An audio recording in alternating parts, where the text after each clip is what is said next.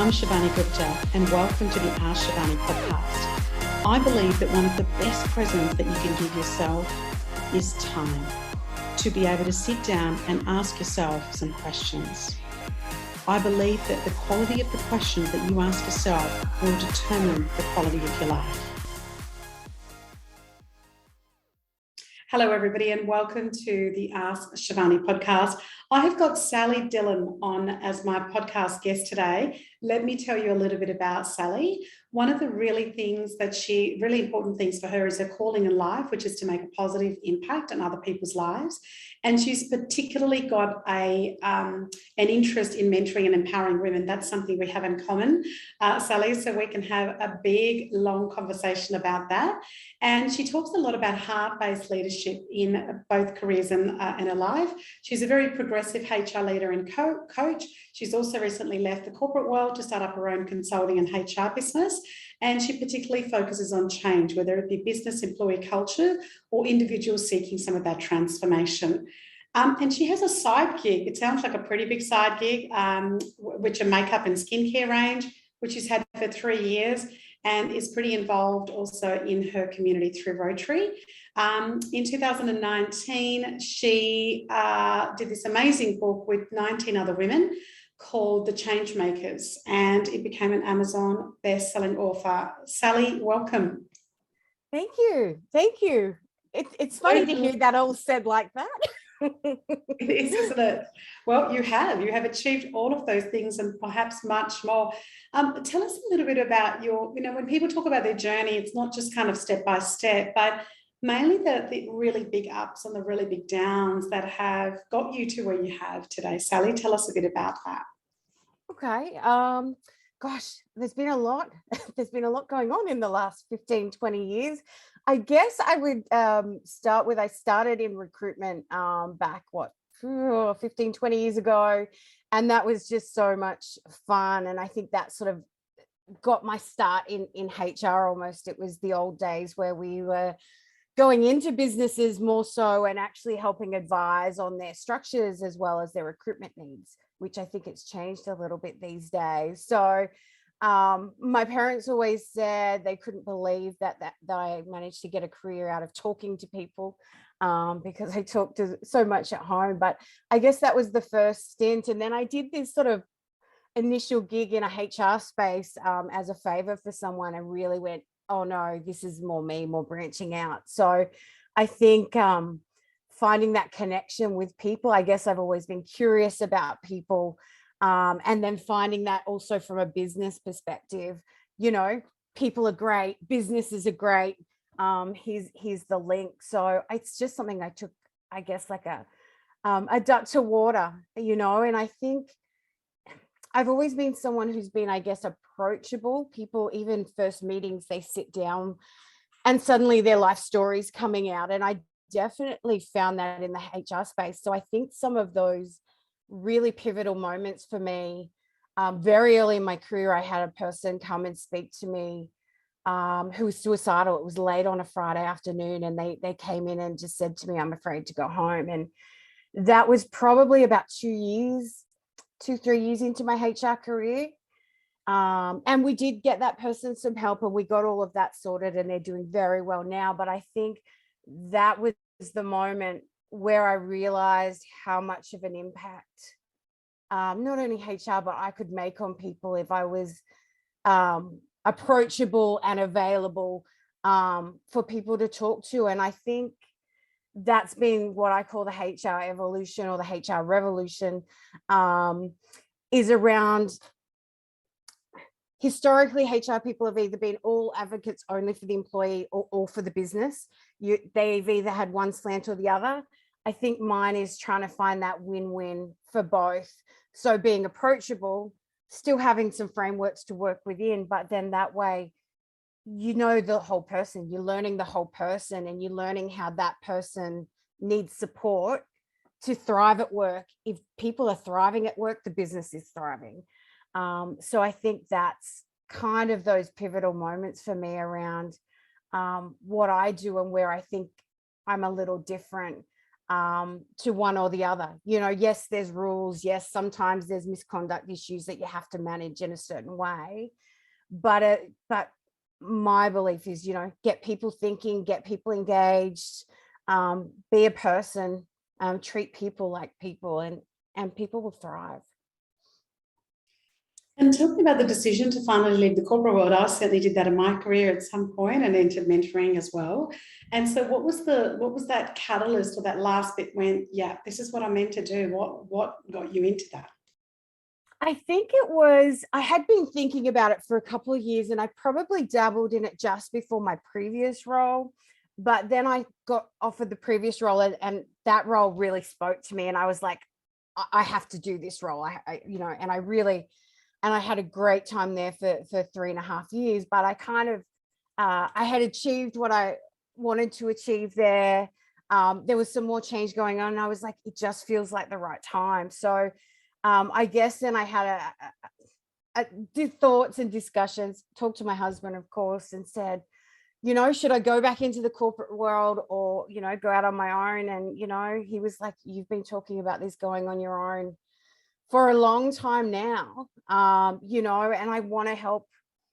The good thing about being within an organization, you have influence over a lot of decisions, and sometimes coming in as a consultant, you don't. But coming in this way, I can also help businesses that either aren't big enough for HR, or I can help more businesses, or I can come in for those pieces of work that bring me joy as well. So I think that really was the catalyst for, I'm just going to have a crack at this. Let's see how we go. Great, isn't it? I joke about with my kids now, I probably wouldn't get a job if I wanted to now, because I'll probably get fired in a couple of weeks. Sally, yes. Tell me about when challenges hit your way. Obviously, that Friday night challenge sounds pretty big when somebody says that they potentially can't go home. Some of us have like methodologies or systems or processes or ways of thinking. Like, how do you deal with challenges? Do you have a system or a process or a philosophy? What do you do when they come firing your way? Oh, look, it does depend on the challenge. But look, I think I deal with each thing differently. I do have a few rituals and things, I'd love to be able to say I leave it all at work and I go home and I switch off. I'm not built that way. So particularly in that situation, or where people are sharing things that I'm carrying home and I find difficult, I do actually reach out to an EAP or a support network. So I know when I need to get some more serious support for some of those heavy situations. Doing the mental health first aid course has really helped recognize that a little bit earlier in myself, rather than staying up at night. So I have those systems in place. I also have a few little rituals that I do. So every morning, at the end of every day, I sort of put my thoughts together on paper, and that could be just writing to release some things, or it could be just planning the next day. But every morning I also have this little book. I should have had it here, but I used to do it on a scrappy bit of paper, but it's what are the 3 things I'm grateful for today, and what is one thing I want to achieve today. So I think I'm a to-do list person, and sometimes my to-do list goes from this to this to this, and that can get stressful. So I always just try and refine it to the moment, get that gratitude in early, and then I start my day with gratitude.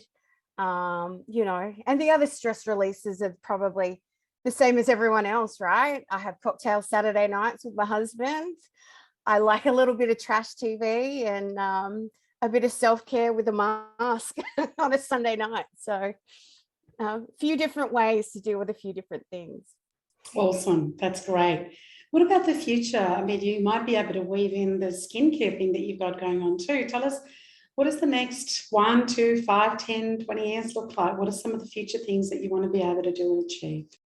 Oh my goodness. I have a list as long as my arm. I just get excited about life, really. And I've got so many things that I want to do. I want to, now that I've sort of gone out on my own, I have a little bit more spare time, or I can schedule that in. The last 12 months with Rotary, and my Rotary Club. I've probably done some minimal things, less than the year before. So I actually want to do a lot more there.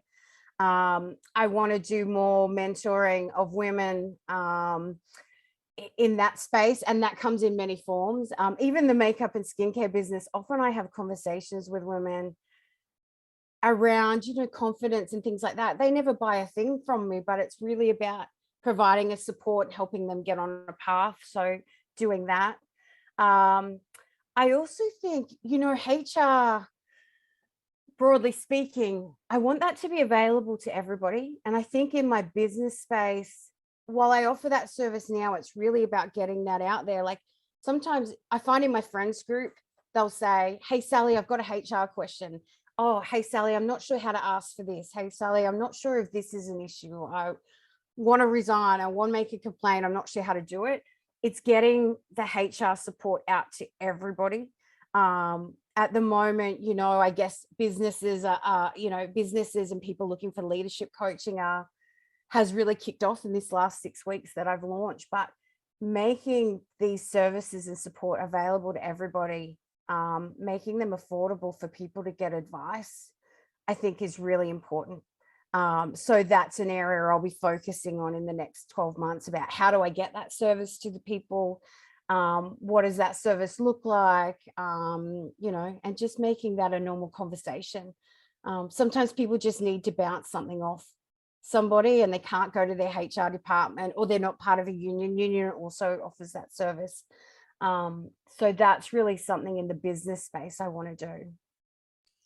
And Sally, when you look at philosophies of leadership, I know you've probably done a lot of study and you've worked in corporates and you've gone out into your own business. You talked about courses you've done in mentoring as well. Are there certain philosophies that you really live by that really are true to who you are, whether they be in the business or the personal sense? Absolutely.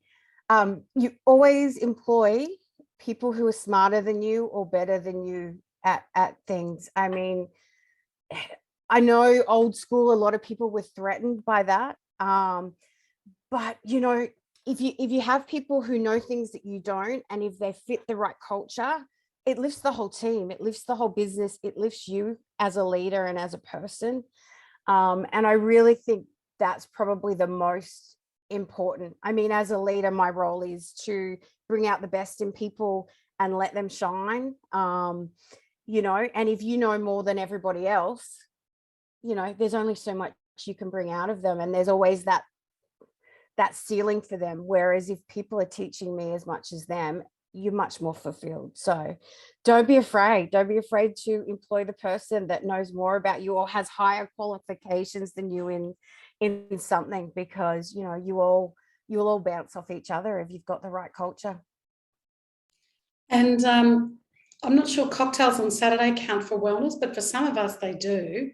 What about other wellness rituals that you have? Do you have things that you do daily, weekly, yearly that really help you manage when you're giving lots of yourself out to your clients and to your family, that help you manage who you are? What are some of those rituals? Yeah, look, definitely. I do think cocktails is a wellness ritual. I will put that out there. But definitely, I'm not a particularly good meditator, as in I just sit there quietly. But I have a bunch of podcasts and things that are guided meditation. And I have different ones for different times of the day, depending on what I'm feeling and what I'm doing. I have one for sleep. I'm historically not a good sleeper. And I have this really amazing yoga nidra for sleep podcast that I listen to at night to help me wind down. I've got some, for some energy or just the managing stress during the day. And it's less about the words, but I think it's about taking that 10, 15, 20 minutes to stop and focus on that. I find that really helpful. The other thing I do, and I know a lot of people do this, is I get outside in the sun, whether I'm at a client's site or I'm at home. I get in the sun, I take my shoes off, my feet on the grass. That is something that grounds me significantly. And if I can just walk on the grass for a couple of minutes or stand there and breathe it in, that's something I do, when life's a little crazy. Yeah, that's beautiful. I know a lot of people feel that grounding when they be able to do that. And Sally, if people want to find you, where's the best platform to find you and find out about you and your work that you do? What are the best channels to find you? Um, I'm pretty easy to find. I'm on LinkedIn, Facebook, and Instagram, all under my name, Sally Dillon, but also under Revolution Consulting Group. My website will be up in the next week.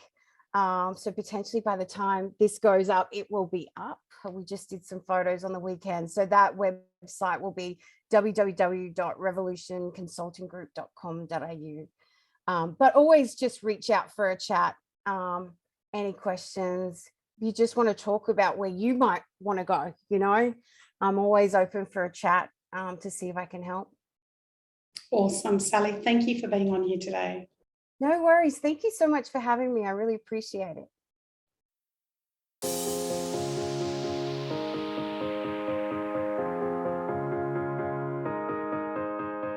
I'm Shivani Gupta, and you've been listening to the Ask Shivani podcast, where I got to ask some questions. Thank you so much for listening. Please follow Ask Shivani on Facebook, Instagram, and LinkedIn. And if you haven't done so, please go to the Apple podcast and subscribe, rate, and review this podcast. It would mean a lot. Thank you.